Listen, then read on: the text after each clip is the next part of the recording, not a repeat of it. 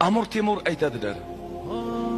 Birodarlar, har narsa duo bilan bitganda edi.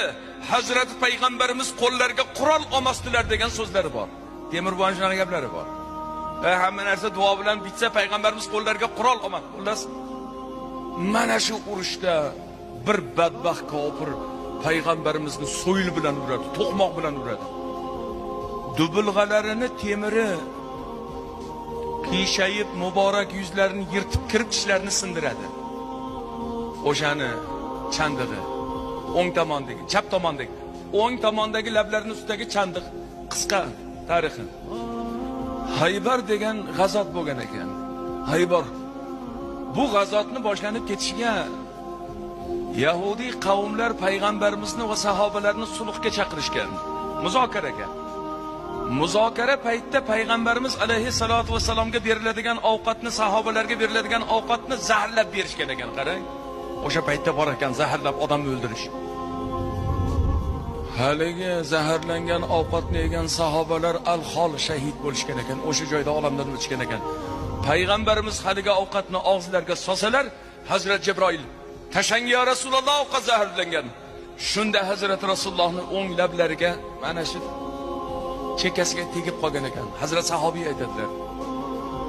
Ba'zida payg'ambarimizning o'ng lablarining ustidagi kichkina o'sha chandiqlari bunday turtib qo'yar edi.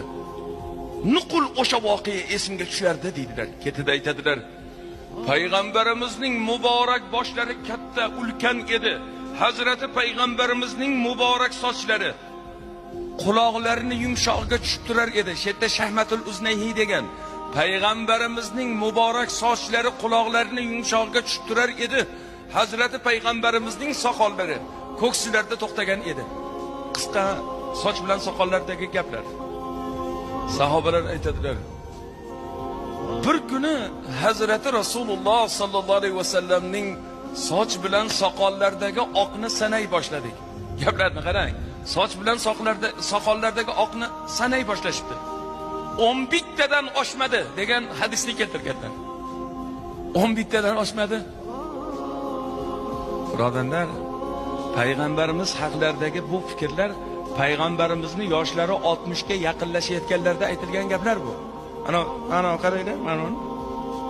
Hamma yoq oqarib yotibdi-ku, hali 50 ga bormadi. Birodarlar, biz Rasululloh desak munkaygan mo'ysafid qariya esimizga kelyapti. Bunaqa emas ekan. Rasululloh navqiron, go'zal, yosh ko'rinar ekanlar.